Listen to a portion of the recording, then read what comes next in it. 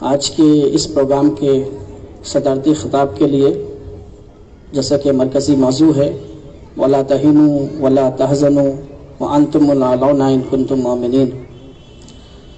محترم امیر جماعت اسلامی ہند سید سعادت اللہ حسینی صاحب تشریف فرما ہیں۔ آپ سے ہم نے گزارش کی تھی، آپ نے ہماری گزارش کو قبول کیا، اور آج کے اس مرکزی عنوان پر میں محترم سید سعادت اللہ حسینی صاحب سے گزارش کرتا ہوں کہ آپ تشریف لائیں اور اپنے موضوع پر اظہار خیر فرمائیں۔ محترم سید سعادت اللہ حسینی صاحب۔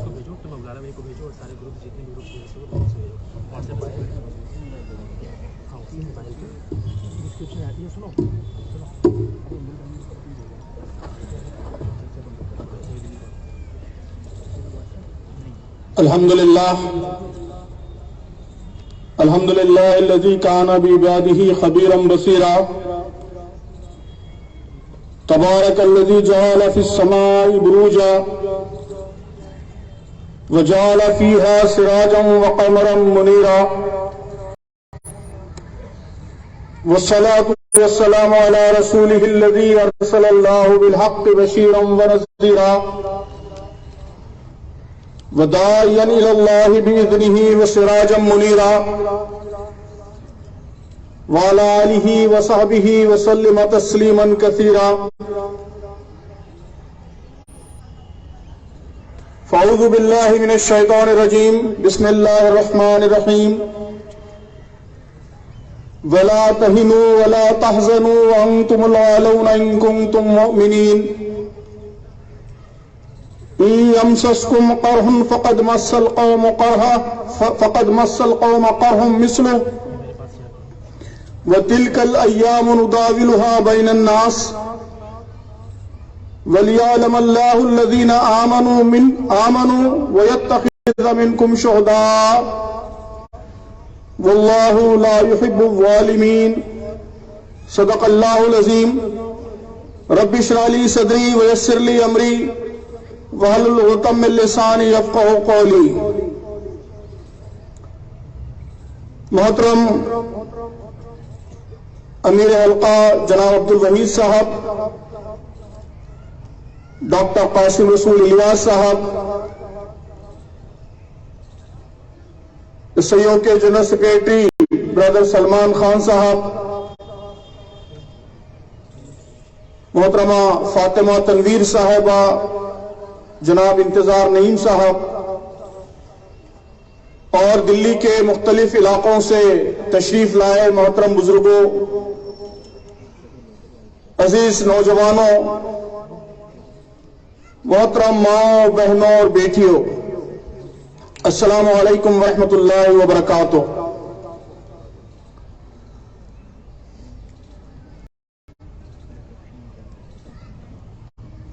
الحمدللہ جماعت اسلامی ہند آزاد ہندوستان میں اپنے سفر کے 75 سال مکمل کر رہی ہے۔ یہ ہندوستان کی تاریخ کا، یہاں کی ملت کی تاریخ کا ایک بڑا روشن، بڑا تابناک اور درخشندہ باب ہے۔ ٹھیک 75 سال پہلے 16-17 اپریل 1948 کو، جبکہ پورے ملک میں مایوسی کی فضا تھی، ہندوستان کے مسلمان خاص طور پر اپنے مستقبل کو لے کر پریشان تھے۔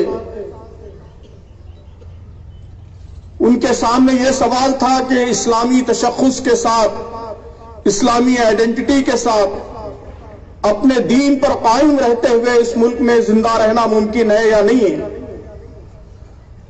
ایسی فضا میں، خوف کی فضا میں، مایوسی کی فضا میں چند اللہ کے بندے الہ آباد میں جمع ہوئے اور انہوں نے اللہ کے دین کے قیام کی خاطر، اقامت دین کی خاطر اس جدوجہد کو آگے بڑھانے کا فیصلہ کیا۔ یہ فیصلہ آج آسان فیصلہ محسوس ہوتا ہے، لیکن 75 سال پہلے کی فضا میں اس وقت کے حالات میں جا کر آپ دیکھیں گے تو آپ کو محسوس ہوگا کہ یہ بہت بڑا انقلابی فیصلہ تھا، غیر معمولی ہمت، جرأت اور حوصلے سے عبارت فیصلہ تھا۔ 75 سال بعد آج 2023 میں اسی حوصلے کی، اسی ہمت کی، اسی امید کی ہندوستانی مسلمانوں کو پھر ایک بار ضرورت ہے۔ اسی مقصد سے جماعت اسلامی ہند کی تاریخ کو یاد کرنے، اپنے عزم کو ریوائیو کرنے کی خاطر اس طرح کے چھوٹے بڑے پروگرام پورے ملک میں منعقد کیے جا رہے ہیں۔ الحمدللہ بڑی اہم تقریریں ابھی ہمارے سامنے ہوئی۔ ڈاکٹر الیاس صاحب نے جماعت کی دعوت کا خلاصہ پیش کیا کہ اس ملک میں جماعت کیا کرنا چاہتی ہے، اس کی دعوت کیا ہے، وہ لوگوں کو کس چیز کی طرف بلاتی۔ سلمان خان صاحب نے اس جدوجہد میں نوجوانوں کا کیا رول ہونا چاہیے، اس پر بڑی اہم باتیں ارشاد فرمائیں۔ محترمہ فاطمہ صاحبہ نے خواتین کا کیا رول ہونا چاہیے اور کیا رول خواتین ادا کر سکتی ہیں، اس پر اظہار خیال فرمایا۔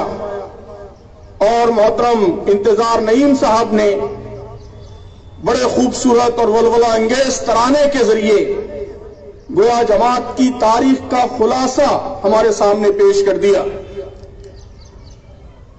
اب مجھ سے کہا گیا ہے کہ موجودہ حالات میں، اس وقت ملک میں جو حالات درپیش ہیں، ہندوستان کے مسلمان جن حالات سے دوچار ہیں، ان حالات میں جماعت کے پروگرام کی وضاحت کروں۔ جماعت کیا کرنا چاہتی ہے، عام مسلمانوں کو کیا پیغام دینا چاہتی ہے۔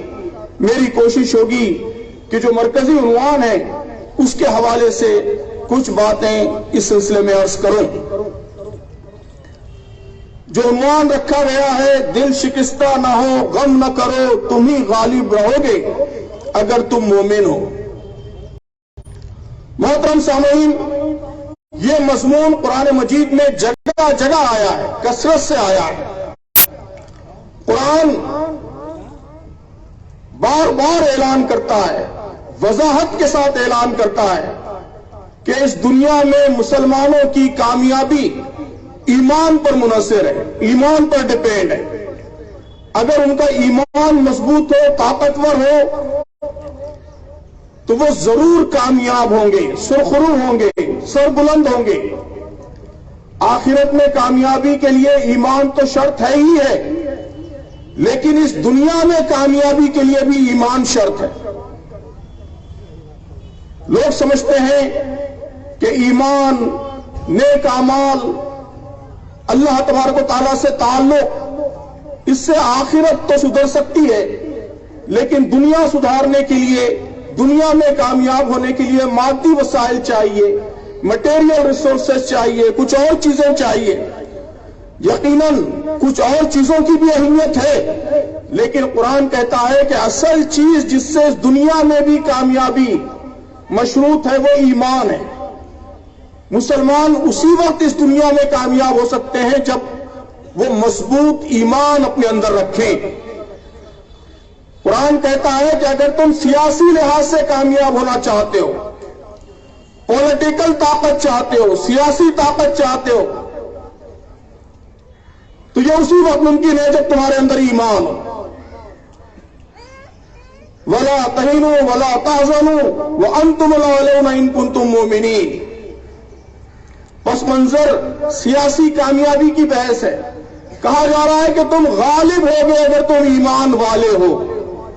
اگر ایمان تمہارے اندر ہے تو تم کو غلبہ ملے گا، تم کو طاقت ملے گی۔ سیاسی کامیابی بھی ایمان کے ساتھ مشروط ہے۔ قرآن کہتا ہے کہ معاشی ترقی چاہتے ہو، اکنامک ڈیولپمنٹ چاہتے ہو، یہ بھی صرف اور صرف ایمان کے ذریعے ممکن ہے۔ وَلَوْ أَنَّ أَهْلَ الْقُرَىٰ آمَنُوا وَاتَّقَوْا لَفَتَحْنَا عَلَيْهِمْ بَرَكَاتٍ مِّنَ السَّمَاءِ وَالْأَرْضِ، کہ کہ اگر بستیوں کے لوگ ایمان لاتے، تقویٰ کی روش اختیار کرتے، تو ہم ان پر آسمان اور زمین سے برکتوں کے دروازے کھول دیتے۔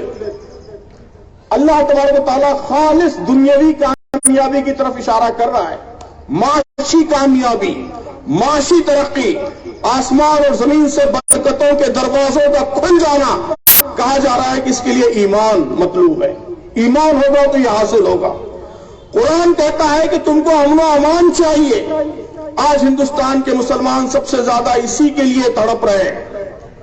قرآن کہتا ہے کہ تم کو امن و امان چاہیے، جان و مال کی حفاظت کی ضمانت چاہیے، تو یہ ایمان ہی کے ذریعے ممکن ہے۔ وعد اللہ الذین آمنوا منکم وعملوا الصالحات لَيَسْتَخْلِفَنَّهُمْ فِي الْأَرْضِ كَمَا اسْتَخْلَفَ الَّذِينَ مِنْ قَبْلِهِمْ، اور اس کے بعد قرآن کہتا ہے کہ وَلَيُمَكِّنَنَّ لَهُمْ دِينَهُمُ الَّذِي ارْتَضَىٰ لَهُمْ وَلَيُبَدِّلَنَّهُمْ مِنْ بَعْدِ خَوْفِهِمْ أَمْنًا، کہ اللہ نے وعدہ فرمایا ہے تم میں سے ان لوگوں کے ساتھ جو ایمان لائے، پہلی شرط ایمان، اور نیک عمل کرے، کہ ان کو وہ زمین میں اسی طرح خلیفہ بنائے گا جس طرح ان سے پہلے گزرے ہوئے لوگوں کو بنا چکا ہے۔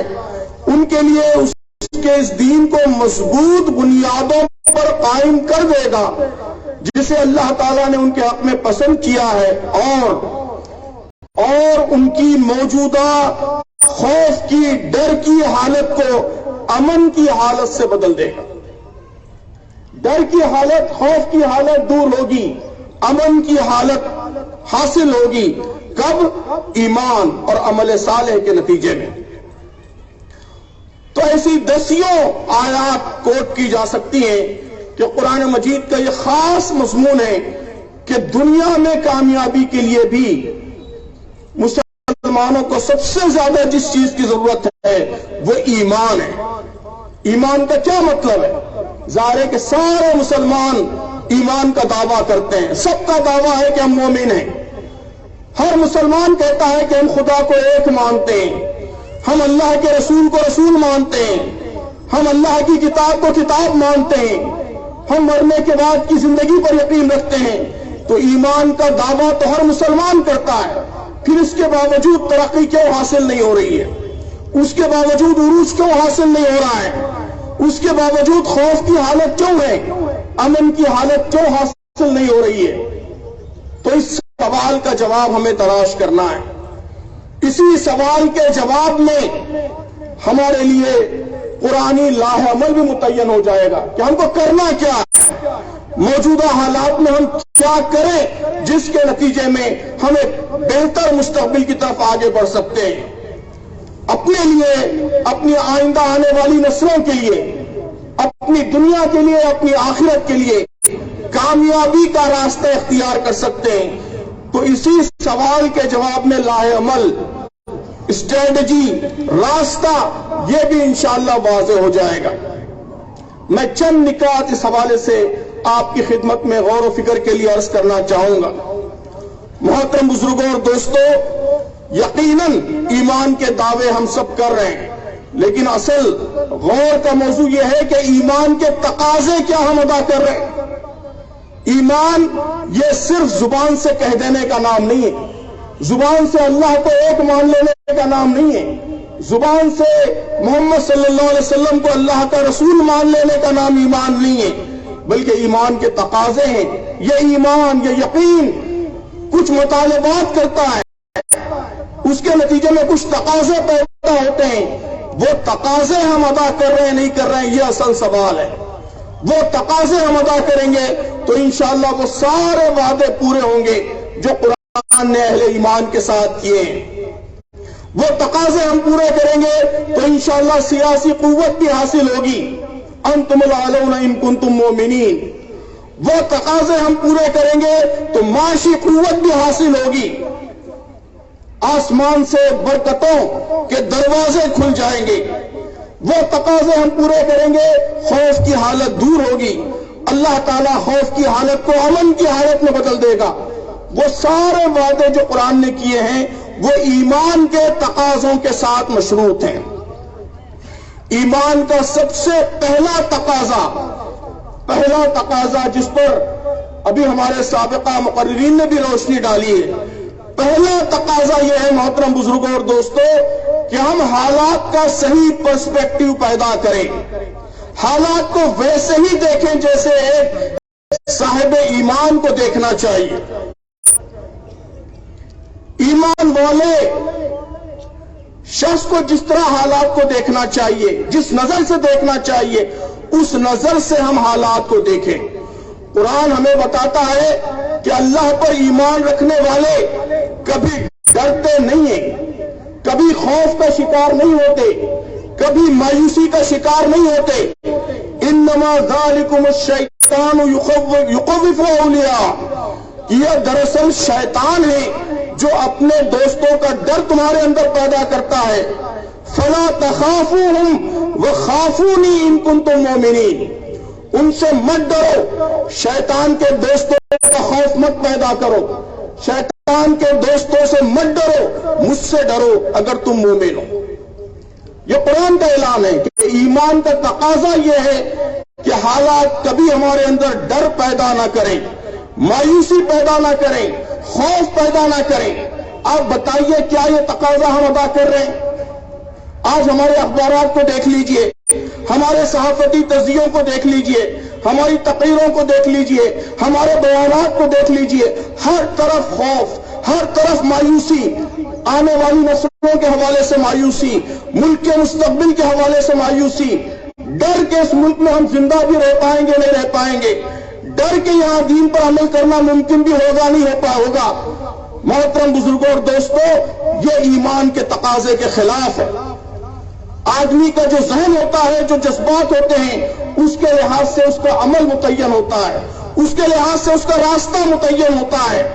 ڈر کے کانپتے ہوئے، تھر تھر کانپتے ہوئے کسی حوصلہ مند اور اولو العزم منصوبے پر کام کرنا ممکن نہیں ہوتا۔ مایوسی کا شکار فرد، مایوسی کا شکار گروہ کسی عظیم مقصد کے لیے کام نہیں کر سکتا۔ تو ایمان کا تقاضا یہ ہے کہ ڈر کو، خوف کو، مایوسی کو ہم اپنے دلوں سے نکال دیں، ہمت پیدا کریں، حوصلہ پیدا کریں، امید پیدا کریں۔ ایمان کا تقاضا یہ ہے کہ ہم آزمائشوں کے، مشکلات کے اس فلسفے کو سمجھیں جو قرآن مجید سمجھانا چاہتا ہے۔ قرآن مجید بڑی وضاحت سے ہمارے سامنے یہ بات رکھتا ہے کہ اہل ایمان پر مشکلات آئیں گی، آزمائشیں آئیں گی، مصیبتوں کے پہاڑ ٹوٹیں گے، طرح طرح کی مصیبتوں کا، طرح طرح کی مشکلات کا ان کو سامنا کرنا پڑے گا۔ یہ مشکلات کیوں آئیں گی؟ قرآن مجید اس کی بھی وضاحت کرتا ہے۔ ایمان کا تقاضا یہ ہے کہ ہم اس کی اسپرٹ کو سمجھیں، اس کی روح کو سمجھیں، ان مشکلات کو قرآنی نظر سے دیکھیں، قرآنی نظر سے ان مشکلات کا سولوشن ڈھونڈیں۔ ان مشکلات میں ہمیں کیا کرنا ہے یہ سوال قرآن سے پوچھیں، قرآن سے جواب طلب کریں۔ یہ ایمان کا تقاضا ہے۔ آپ غور کریں، قرآن مجید کہتا ہے کہ اہل ایمان پر جو مشکلات آتی ہیں اس کے 3 بڑے اسباب ہوتے ہیں، 3 ریزنز، 3 اسباب ہوتے ہیں۔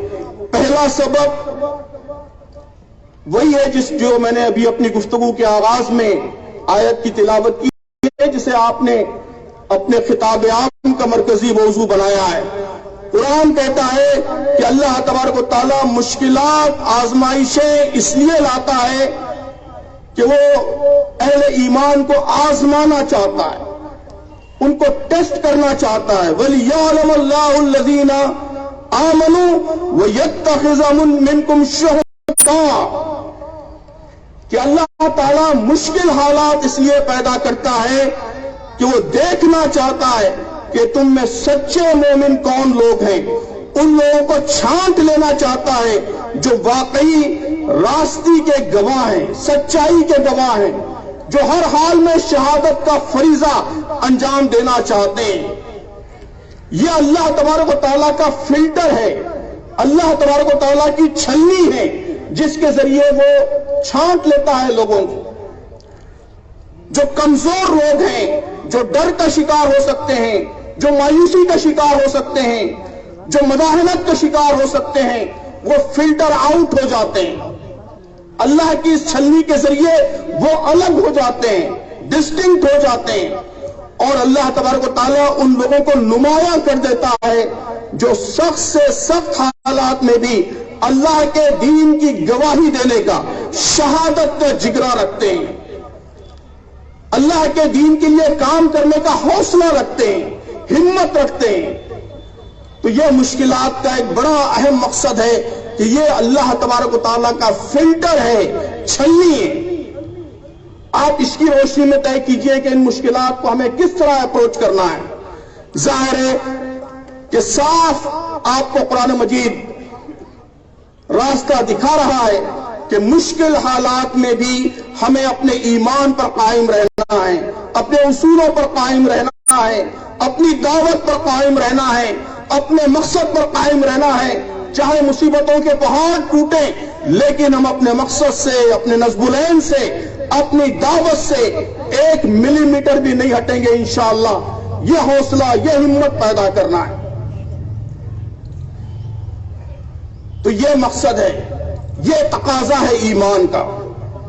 مشکلات اسی لیے برپا ہوئی ہیں۔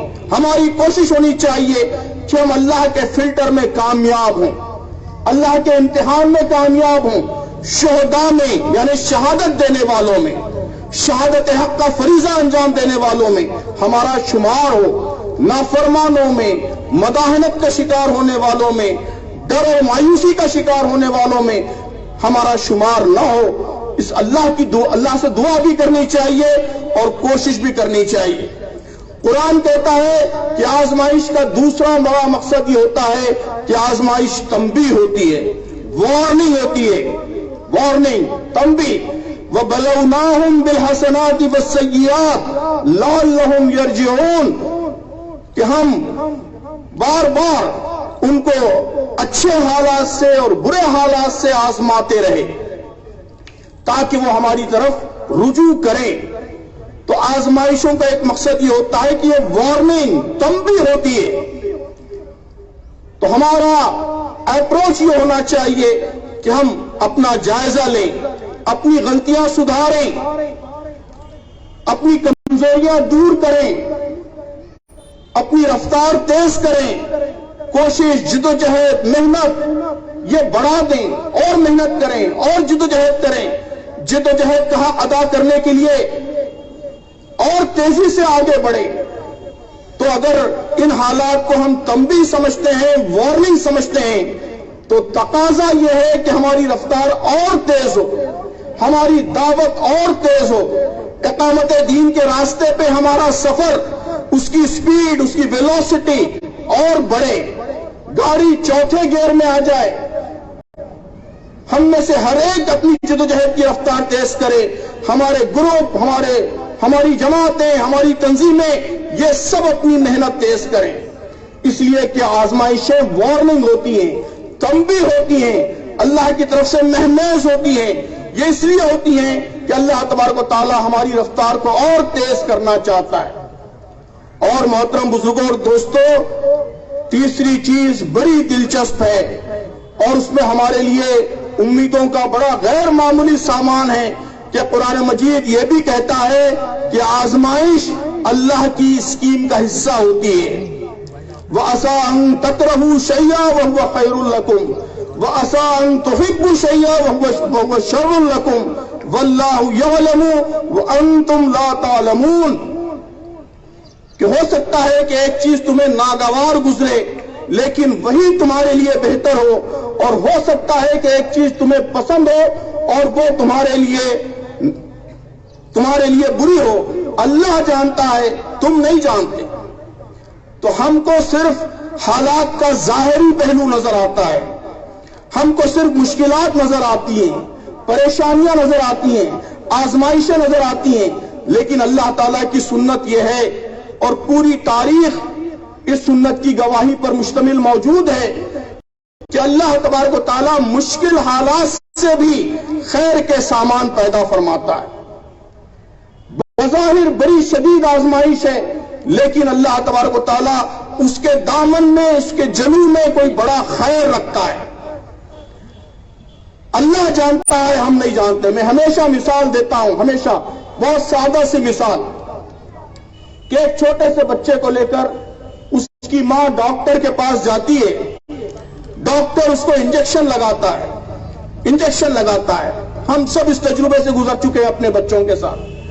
اس چھوٹے بچے کے نزدیک اس پرٹیکولر ٹائم پر، اس وقت روئے زمین پر سب سے ظالم ترین اگر کوئی آدمی ہے تو وہ ڈاکٹر ہے۔ وہ سمجھتا ہے کہ یہ زمین پر ظالم ترین آدمی جو بلا وجہ اتنی شدید تکلیف اذیت میں مجھے مبتلا کر رہا ہے۔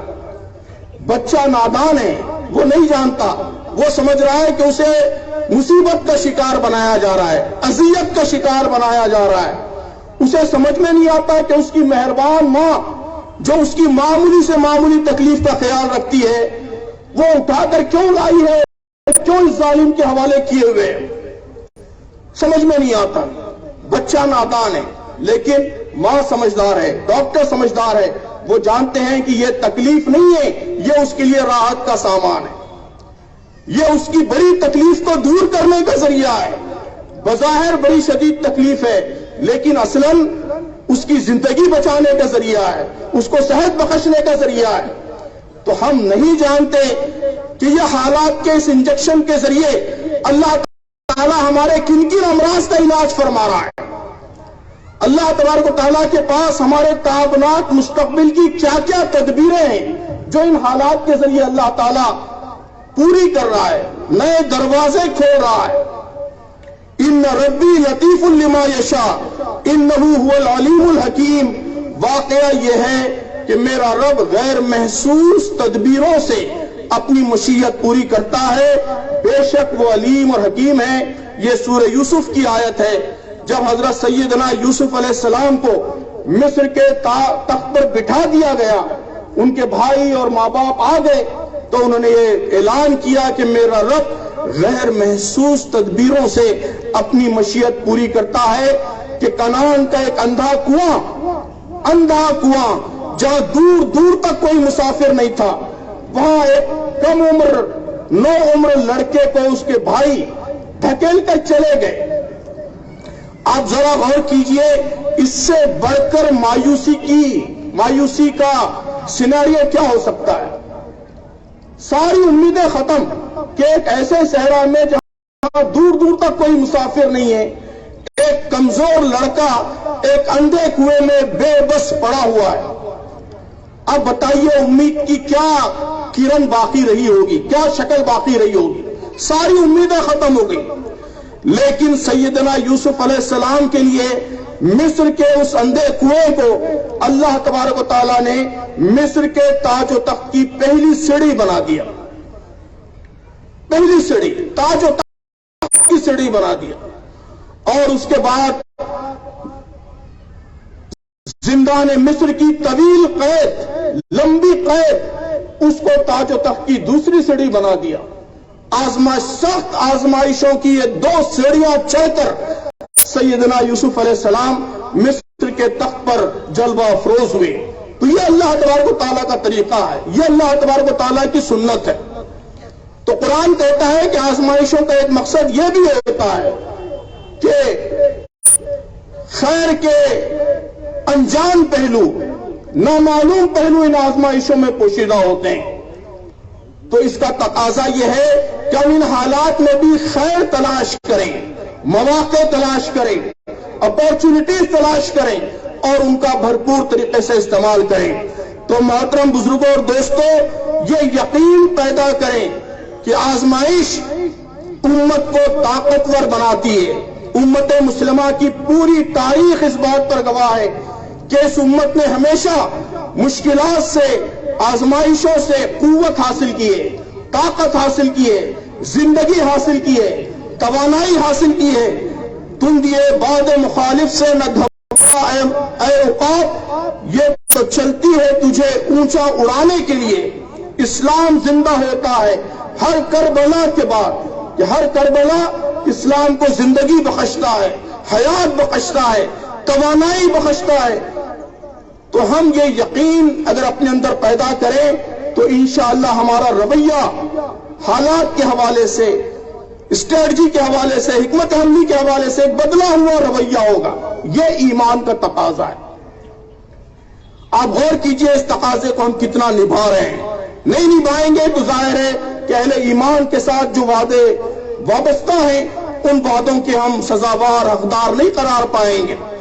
تو ایمان کا پہلا تقاضا یہ ہے کہ ہم حالات کو دیکھنے کا، حالات کا تجزیہ کرنے کا ایمانی پرسپیکٹو ڈیولپ کریں، ایمانی نظر پیدا کریں، ایمانی جذبہ پیدا کریں.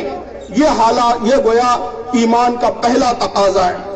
ایمان کا دوسرا اہم تقاضا محترم بزرگوں اور دوستوں، دوسرا اہم تقاضا یہ ہے کہ ہم اپنی حیثیت کو پہچانیں، اپنی پوزیشن کو پہچانیں. ہم کیا ہیں، ہمیں کیا کرنا ہے. ایمان کے ساتھ اللہ کے جو وعدے وابستہ ہیں وہ وعدے اگر پورے ہوتے ہوئے ہم کو نظر نہیں آ رہے تو اس کی ایک بڑی وجہ یہ ہے کہ ایمان ہماری جو حیثیت متعین کرتا ہے، ہمارا جو مقصد اور نصب العین متعین کرتا ہے، ہمارا جو مشن متعین کرتا ہے، اس کو ہم نے فراموش کر دیا. کلمہ ہم ضرور پڑھتے ہیں لیکن کلمے کا جو ڈیمانڈ ہے، کلمہ جو مشن ہم کو دیتا ہے، اس مشن کی ہم پرواہ نہیں کرتے.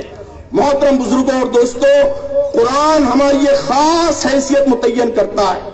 قرآن کہتا ہے کہ تم کوئی ذات نہیں ہو، ذات، کاسٹ، کہ دوسرے گروپوں کے ساتھ تم کاسٹ کی لڑائی لڑو. قرآن کہتا ہے کہ تم کوئی ایتھنک گروپ نہیں ہو، نسل نہیں ہو، کوئی قوم نہیں ہو کہ قومی لڑائی میں تم اپنے آپ کو ایک فریق، ایک رائیول بنا لو. قرآن کہتا ہے کہ تم خیر امت ہو.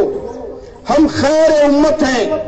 ہماری ذمہ داری صرف اپنے آپ تک محدود نہیں ہے، صرف مسلمانوں کی اصلاح کر لینا، مسلمانوں کو اونچا اٹھانا، ان کے اوپر مظالم ہو رہے مظالم کو ختم کرنا، مسلمانوں کو سیاست میں آگے بڑھانا، مسلمانوں کو تجارت میں، معیشت میں آگے بڑھانا. محترم بزرگوں اور دوستوں، ہماری ذمہ داری صرف مسلمانوں تک محدود نہیں ہے. ہم خیر امت ہیں. ہماری ذمہ داری خود تک ہرگز محدود نہیں ہو سکتی. ہم اخرجت للناس سے سارے انسانوں کے لیے نکالے گئے. اس ملک کے تمام انسانوں کی ذمہ داری ہمارے کاندھوں پر ہے. اس ملک کے دلتوں کی ذمہ داری ہمارے کاندھوں پر ہے. اس ملک کی اوبیسیز کی ذمہ داری ہمارے کاندھوں پر ہے. یہاں کے سکھوں کی، یہاں کے عیسائیوں کی، اپر کاسٹ کے لوگوں کی، سب کی ذمہ داری ہمارے کاندھوں پر ہے. ہم اخرجت للناس ہیں. سارے انسانوں کے لیے ہم ذمہ دار ہیں. اس ذمہ داری کا تقاضا یہ ہے کہ ہم جدوجہد کریں، اسٹرگل کریں، کوشش کریں، مسلسل اسٹرگل کریں. وجاہدوا فی اللہ حق جہادی هو اجتباکم وما جعل علیکم فی الدین من حرج ملت ابیکم ابراہیم هو سماکم المسلمین من قبل وفی هذا لیکون الرسول شہیدا علیکم وتکونوا شہداء للناس. یہ قرآن مجید کی وہ آیت ہے جو پورے امت مسلمہ کے رول کو متعین کرتی ہے، ان کے مقصد کو، ان کی حیثیت کو متعین کرتی ہے. قرآن کہتا ہے کہ تم مسلمان ہو، ابراہیم کی ملت ہو. جو مشن ابراہیم کے ذمہ تھا وہی مشن تمہارے ذمہ ہے، وہی کام تمہارے ذمہ ہے. تمہیں جدوجہد کا حق ادا کرنا ہے. وجاہدوا فی اللہ حق جہادی، جدوجہد کا حق ادا کرنا ہے. اور جدوجہد کس رخ پر کرنا ہے، کس مقصد کے لیے کرنا ہے؟ شہداء للناس، کہ سارے انسانوں پر حق کی گواہی دینا ہے. ہم امت وسط ہیں. سارے انسانوں کو ہر طرح کی بے اعتدالی سے بچانا یہ ہمارا کام ہے. ہم قوامین بالقسط ہیں. اللہ کے ہر بندے کو عدل فراہم کرنا، انصاف فراہم کرنا، یہ ہمارا مشن، یہ ہماری ذمہ داری ہے. تو دعوت دین، اللہ کے بندوں کو اللہ کے دین کی طرف بلانا اور عدل قائم کرنا، ہمارے مقررین نے اسی کی طرف اشارہ کیا ہے۔ اس مقصد کے لیے یہ امت برپا کی گئی ہے۔ ایمان کا تقاضا یہ ہے کہ ہم اس مشن سے اپنے آپ کو وابستہ کر لیں۔ محترم بزرگوں اور دوستوں، ہر مضبوط عقیدہ زندگی کا ایک مشن، ایک مقصد متعین کرتا ہے۔ ہر مضبوط عقیدہ، ہر بلیف سسٹم وہ زندگی کا مشن متعین کرتا ہے۔ اسٹریٹجی، جو لوگ یہاں مینجمنٹ پڑھ چکے ہیں، لیڈرشپ پڑھ چکے ہیں، وہ جانتے ہیں کہ اسٹریٹجک پلاننگ کا، اسٹریٹجک لیڈرشپ کا پہلا سبق یہی ہوتا ہے کہ آپ کا مشن، آپ کا مقصد اور آپ کا بلیف سسٹم دونوں میں ہم آہنگی ہونی چاہیے۔ آپ کا بلیف کچھ اور ہے اور زندگی کا مقصد کچھ اور ہے تو آپ کی چھوٹی دکان بھی کامیاب نہیں ہو سکتی۔ یہ اصول ہے، لیڈرشپ کا اصول ہے، مینجمنٹ کا اصول ہے۔ ساری دنیا اس اصول کو تسلیم کرتی ہے کہ آپ کے بلیف سسٹم میں، آپ کے عقیدے میں اور آپ کے مقصد اور مشن میں تعلق ہونا چاہیے۔ آپ کا مقصد، آپ کا مشن وہ آپ کے عقیدے کا نتیجہ ہونا چاہیے، آپ کے بلیف سسٹم کا پروڈکٹ ہونا چاہیے۔ آپ غور کیجئے کہ کیا اس تقاضے کو ہم ادا کر رہے ہیں۔ آپ ہندوستان کے کسی بھی مسلمان کو پوچھئے، کسی بھی عالم کو پوچھئے، وہ یہی کہے گا کہ امت کا مقصد دعوت دین ہے۔ اللہ تبارک و تعالیٰ نے قرآن مجید میں یہ ساری چیزیں بیان کی ہیں، لیکن عملاً ہم کیا کر رہے ہیں؟ عملاً ہمارے مقاصد طرح طرح کے مقاصد ہیں۔ کسی کا مقصد صرف تعلیمی ترقی ہے، کسی کا مقصد صرف معاشی ترقی ہے، کسی کا مقصد صرف پارلیمنٹ میں چند سیٹیں حاصل کرنا ہے، کسی کا مقصد صرف جو اس وقت ظلم و زیادتی ہو رہی ہے اس کے خلاف احتجاج کرنا، اسی تک محدود ہے۔ یہ سارے کام اہم ہیں، ان کاموں کی اہمیت کا میں انکار نہیں کر رہا ہوں، یہ سارے کام اہم ہیں، لیکن یہ اصل کام نہیں ہے۔ اصل کام، آپ کا اصل مقصد وہ ہے جو قرآن بیان کر رہا ہے، اسی پر آپ کا ایمان ہے، اسی پر آپ کا اعتقاد ہے۔ اس عقیدے کے باوجود اگر کوئی اور مقصد آپ اختیار کریں گے تو ہرگز اس میں کامیاب نہیں ہو سکتے۔ دوسرے لوگ ہو سکتے ہیں، دوسرے لوگ صرف سیاسی ترقی کو مقصد بنا کر کامیاب ہو سکتے ہیں، اس لیے کہ ان کا بلیف کچھ اور ہے، ان کا عقیدہ کچھ اور ہے، اور ان کا عقیدہ اور ان کے مقصد میں ہم آہنگی ہے، لیکن مسلمان کامیاب نہیں ہو سکتے، اس لیے کہ مسلمانوں کا عقیدہ وہ عقیدہ ہے جو ابھی میں نے بیان کیا ہے۔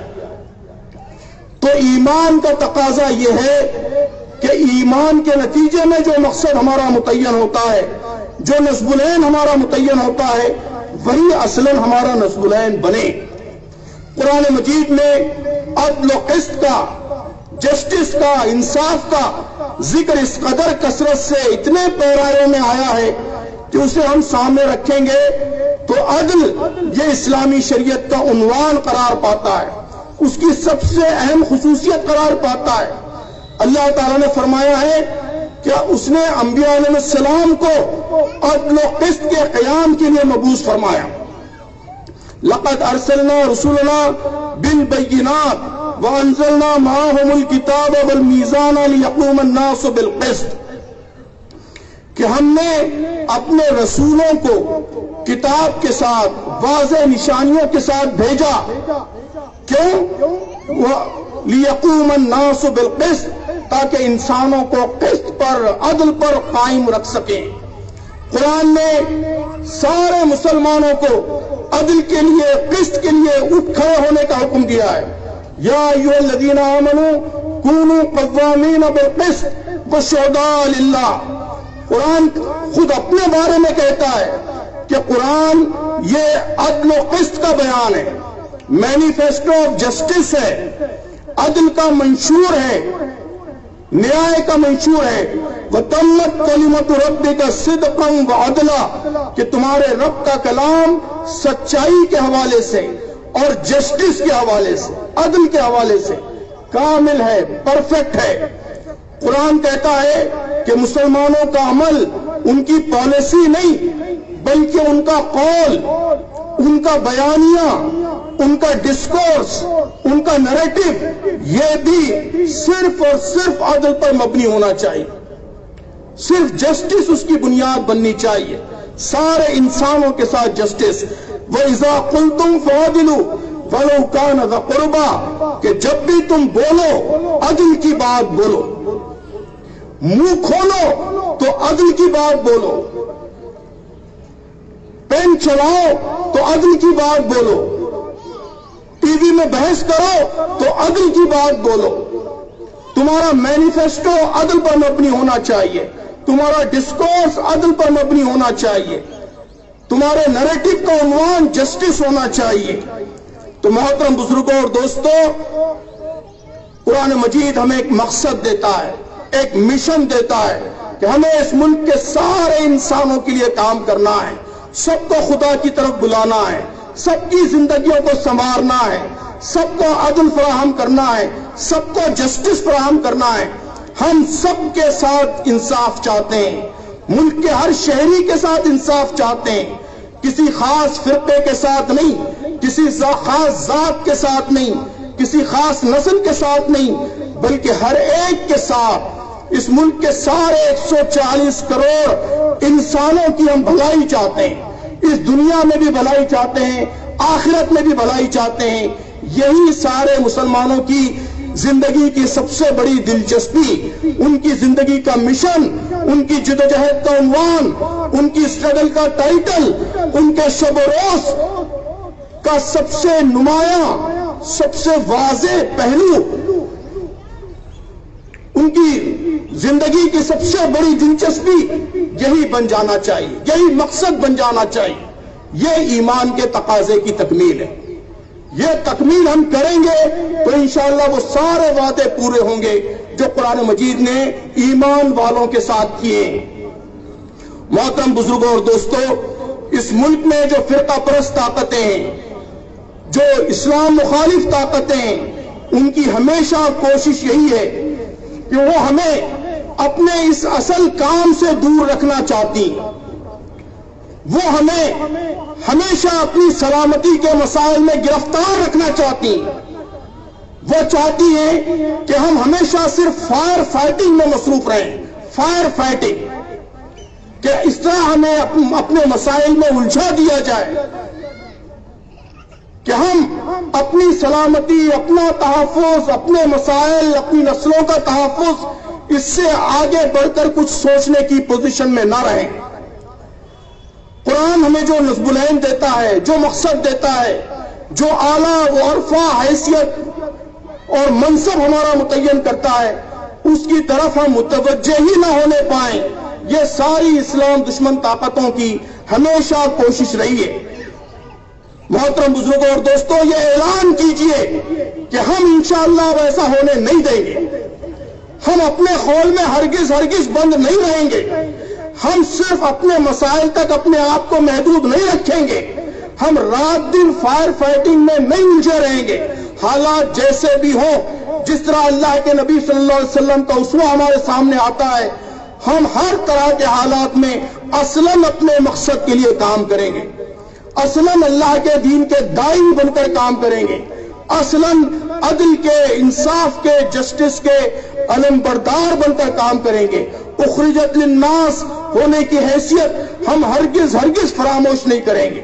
مصیبتوں کی آندھیوں کے درمیان بھی، قیامت میں بھی ہم ہرگز اپنی اس اصل حیثیت کو فراموش نہیں کریں گے۔ اس حیثیت پر پہاڑ کی استقامت کے ساتھ ہم ڈٹے رہیں گے۔ محترم بزرگوں اور دوستو، اب کرنا کیا ہے؟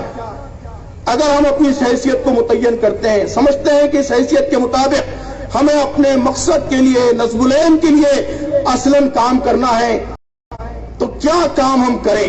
میں ایک دو باتیں اس کے حوالے سے عرض کر کے اپنی گفتگو ختم کروں گا۔ پہلی چیز، محترم بزرگوں اور دوستو، پہلی چیز یہی ہے کہ ان حالات میں سب سے زیادہ جس چیز کی ضرورت ہے وہ استقامت ہے، پرزیورنس۔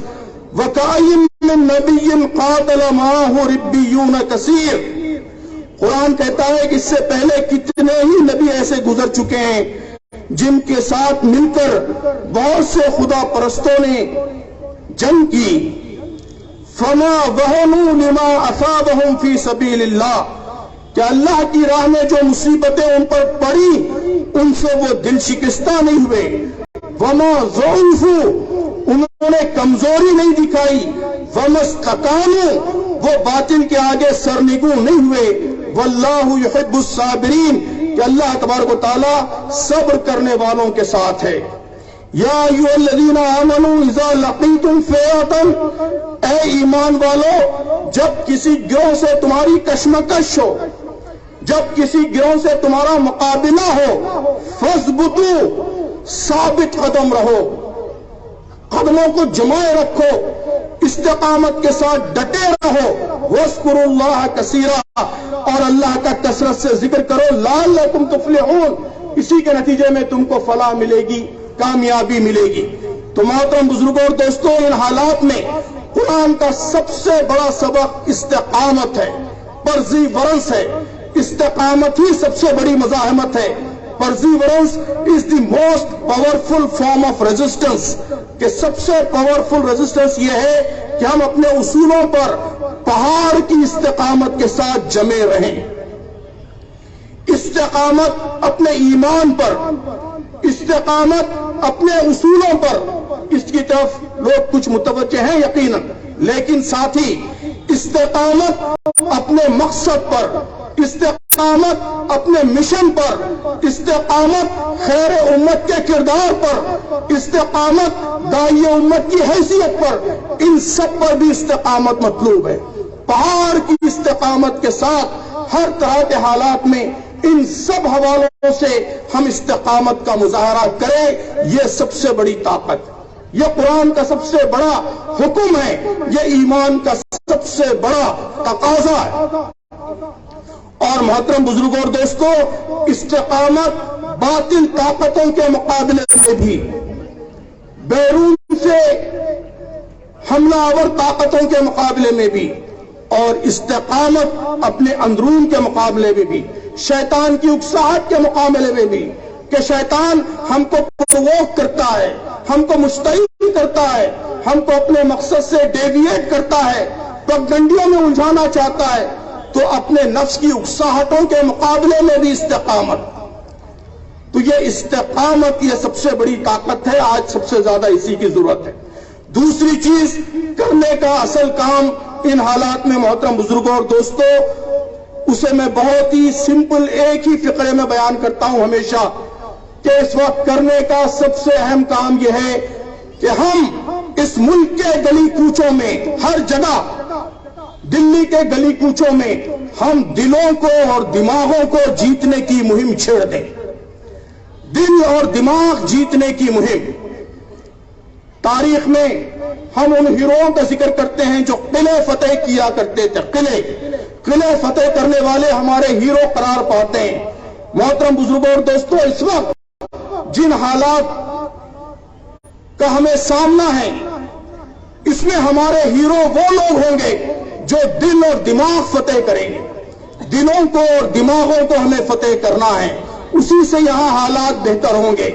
دماغ کیسے فتح ہوتے ہیں؟ دماغ فتح ہوتے ہیں صحیح بات کمیونیکیٹ کر کے، صحیح پیغام پہنچا کر، غلط فہمیاں دور کر کے، کہ اسلام کے بارے میں غلط فہمیاں پھیلائی جا رہی ہیں، مسلمانوں کے بارے میں غلط فہمیاں پھیلائی جا رہی ہیں. ہم صحیح بات پہنچا کر دماغ فتح کر سکتے ہیں. اور دل فتح ہوتے ہیں خدمت کے ذریعے، بے لوث انسانوں کی خدمت کر کے، ان کے کام آ کر، ان کے مسائل حل کر کے آپ دل فتح کرتے ہیں. تو اس وقت کرنے کا اصل کام یہ ہے کہ ہم اپنے اصولوں پر، اپنے مقصد پر پوری استقامت کے ساتھ ڈٹے رہیں اور دل اور دماغ جیتنے کی مہم میں لگ جائیں. اپنے آپ کو بھی سنواریں، بہتر بنائیں، لیکن اصل کام یہ ہے کہ اس ملک کی عام آبادی سے رشتہ قائم کریں، اس کے ذہنوں کو بدلیں، ان کے اندر صحیح تصور پیدا کرنے کی کوشش کریں، نفرتیں مٹائیں، غلط فہمیاں ختم کریں، اور ایسی فضا پیدا کریں کہ لوگ اسلام کو اس کے صحیح سورسز سے جانیں. میں ہمیشہ اپنے نوجوان دوستوں سے کہتا ہوں کہ ہمیں کوشش کرنی چاہیے کہ آئندہ 5 برسوں میں، آئندہ 10 برسوں میں اس ملک میں ایسی فضا بن جائے کہ یہاں کا ایک عام غیر مسلم اس کے لیے اسلام کیا ہے یہ جاننے کا سورس میڈیا نہ ہو، بلکہ اس کا اپنا مسلمان دوست ہو، اس کو اپنے مسلمان دوست سے معلوم ہو کہ اسلام کیا ہے، میڈیا سے معلوم نہ ہو۔ آج عام غیر مسلموں کو اسلام کیا ہے یہ میڈیا سے معلوم ہو رہا ہے، طلاق کیا ہے یہ ٹی وی چینلز بتا رہے ہیں، عورتوں کا مقام کیا ہے یہ اخبارات کے کالمز بتا رہے ہیں۔ جب تک ایسی فضا رہے گی اسلام کے خلاف دشمنی، نفرت اور وہ سارے حالات پیدا ہوتے رہیں گے جس کا اس وقت آپ کو سامنا ہے۔ خود آگے بڑھ کر چارج لیجئے، اپنے دوستوں سے کہیے، غیر مسلم دوستوں سے، کہ آپ اسلام کو اخبار سے، ٹی وی چینل سے، کتاب سے نہیں، ہم سے سمجھیے۔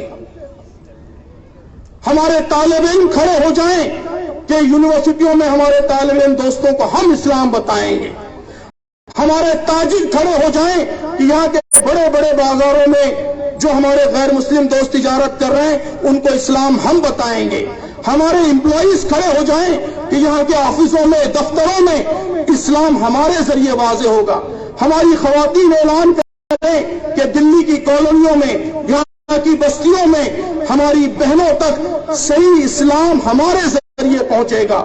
اسلام لوگ اخبار سے، چینل سے نہیں، ہم سے معلوم کریں گے۔ جس دن یہ فضا پر بن جائے گی محترم بزرگوں اور دوستوں، آپ کے مسائل حل ہونا شروع ہو جائیں گے۔ تو ایمان کے 3-4 اہم تقاضے میں نے بیان کیے ہیں، ان تقاضوں کی اگر ہم تکمیل کریں گے تو انشاءاللہ یہ وعدہ ضرور پورا ہوگا اللہ تعالیٰ کا، وَلَا تَهِنُوا وَلَا تَحْزَنُوا وَأَنْتُمُ الْأَعْلَوْنَ إِن كُنتُم مُؤْمِنِينَ، کہ غم نہ کرو، دل شکستہ نہ ہو، اگر تم ایمان والے ہو، ایمان کے تقاضے پورے کرنے والے ہو، ایمان کے مطابق واقعات کو دیکھنے والے ہو، ایمان کے مطابق اپنی زندگی کا مشن متعین کرنے والے ہو، ایمان کے مطابق اپنی جدوجہد کا راستہ طے کرنے والے ہو، تو انشاءاللہ تم ہی غالب رہو گے۔